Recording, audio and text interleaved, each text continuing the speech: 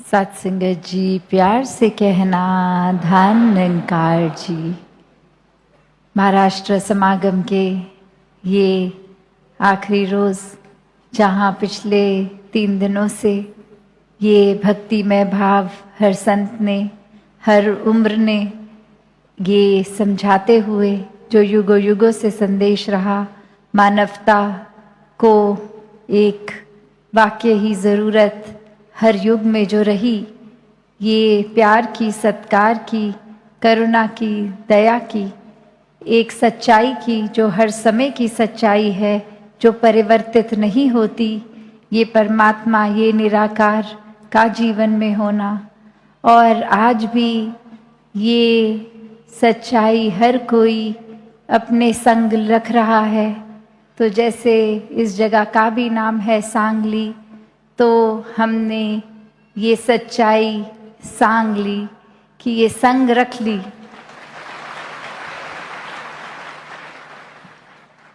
तो हर कोई अपने जीवन में जहाँ इसी सच्चाई को संग लेकर ही चलता रहे, ये जीवन का कोई भी पड़ाव हो, कोई भी परिस्थिति हो, बस ये प्राथमिकता, यही सच्चाई, ये परमात्मा हमेशा रहे जीवन में। ये इंसान तो कोई भी बहाना काफ़ी मानता है, कोई भी बुद्धि को एक बदलने के लिए। अक्सर सब कुछ भी अगर जीवन में ठीक हो रहा होता है, तो बस कोई चीज़ नहीं मिल रही तो खुद ब खुद एक कोई चीज़ बना दी और फिर अपने मूड को, एक मन को, एक सोच को खराब कर लिया।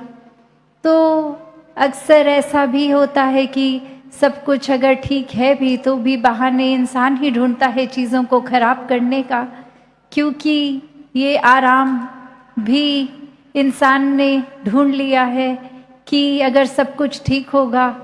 तो फिर ये मन को इतनी आदत लग गई है बुराई करने की, तो फिर ये आदत से मजबूर ठीक चीज़ में भी नुक्स निकालेगा। जैसे उदाहरण कितनी बार हम सुनते आए हैं कि एक सफ़ेद चादर पे भी अगर एक हल्का सा काला दाग है तो जिक्र सिर्फ उस काले दाग का, ना कि उस काले दाग के अलावा बाकी सफ़ेद चादर जो है उस पे नज़रिया रखने का। तो ये इंसान ने जहाँ एक रुचि अपनी नेगेटिविटी की ओर ही बना रखी है, तो फिर एक बात जहाँ बाकी सब अगर जो संतमति के होते हैं, जो निराकार के एहसास में रहते हैं, वो अपने जीवन की सच्चाई तो इस तरह मानते हैं कि अगर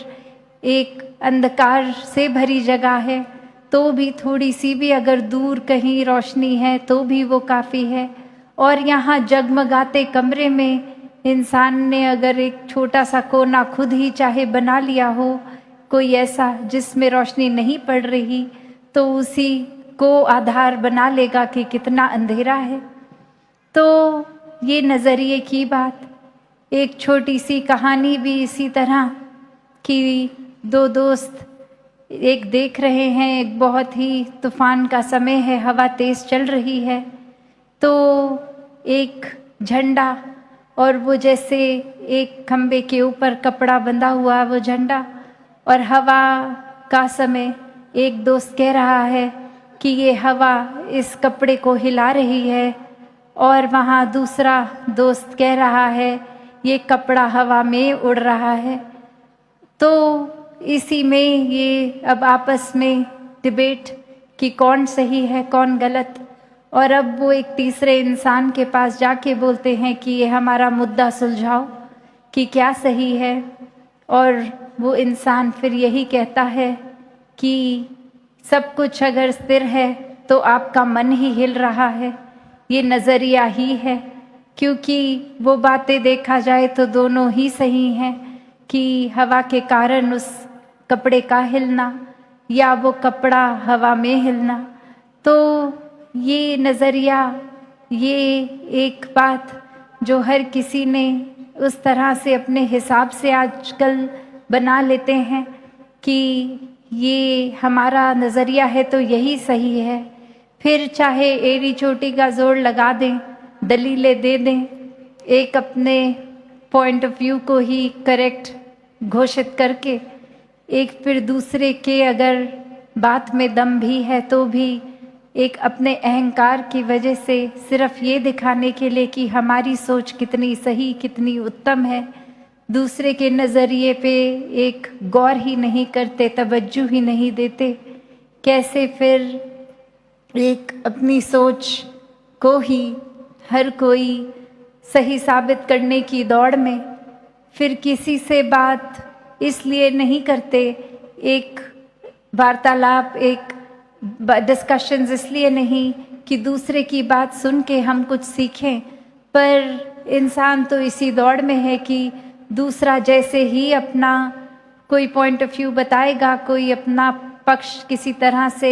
अपना नज़रिया दिखाएगा, तो उसी समय हम उसको टोक के बोलेंगे, नहीं आपकी सोच से बेहतर तो हमारी सोच है, देखो आपने ये कहा, अब हमारी ये सुनो।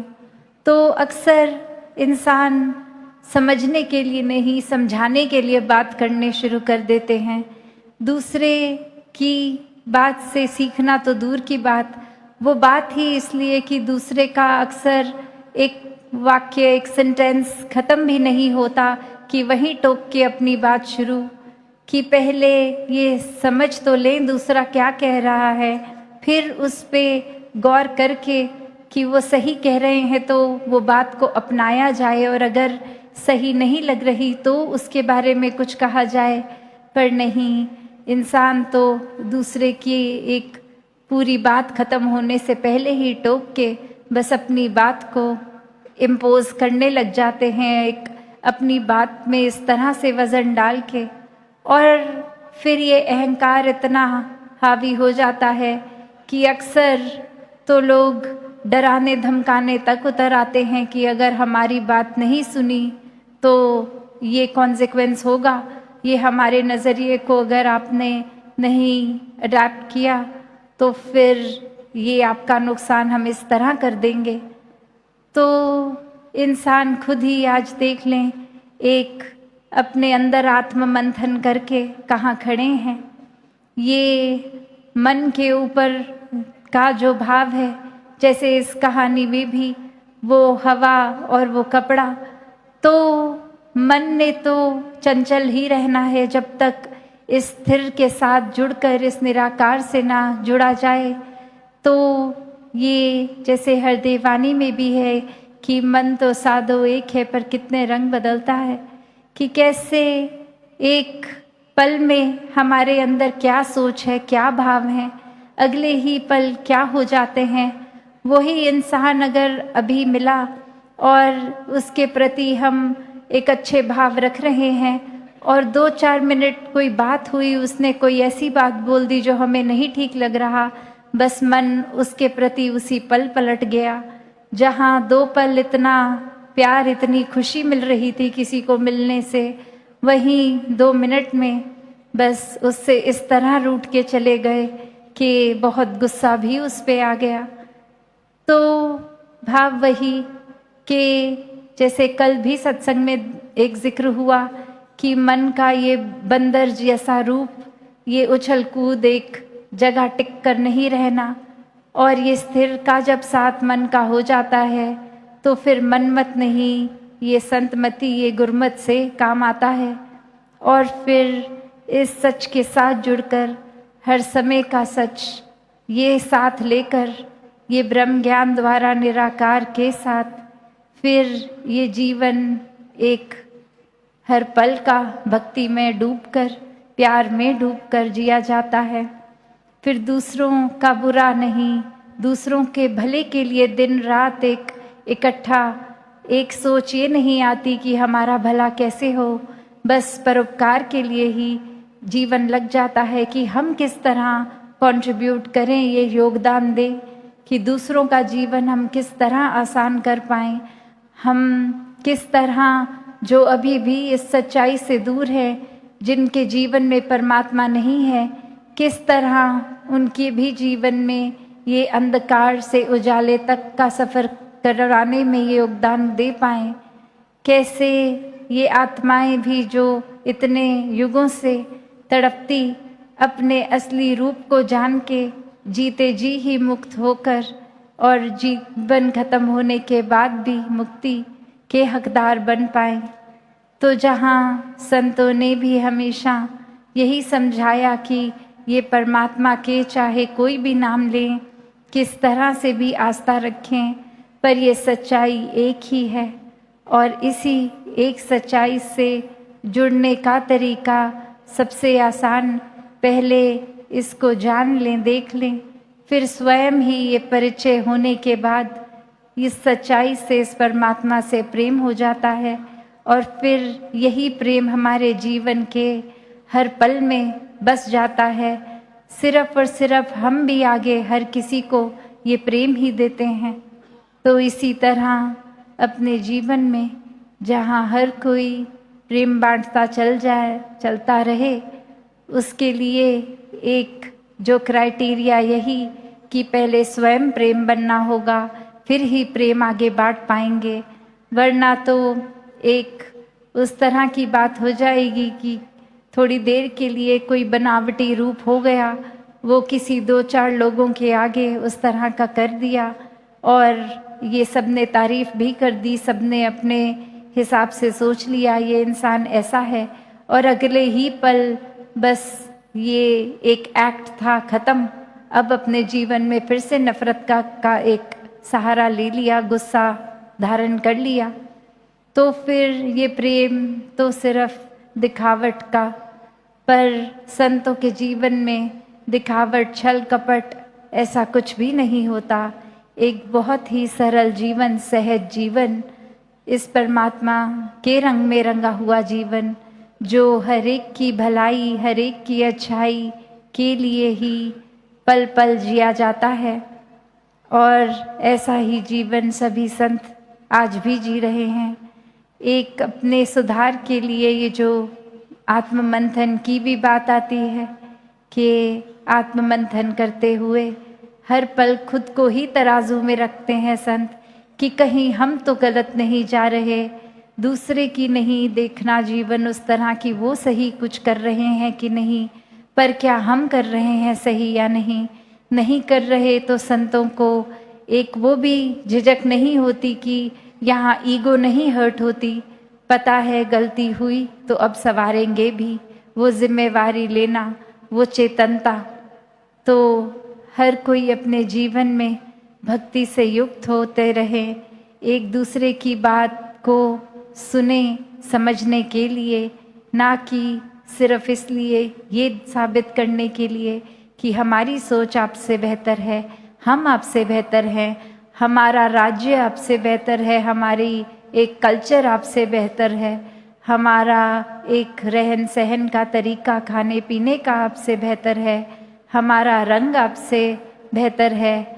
हमारी ओरिएंटेशन आपसे बेहतर है। नहीं, सब में ही परमात्मा का रूप है, सभी एक समान हैं।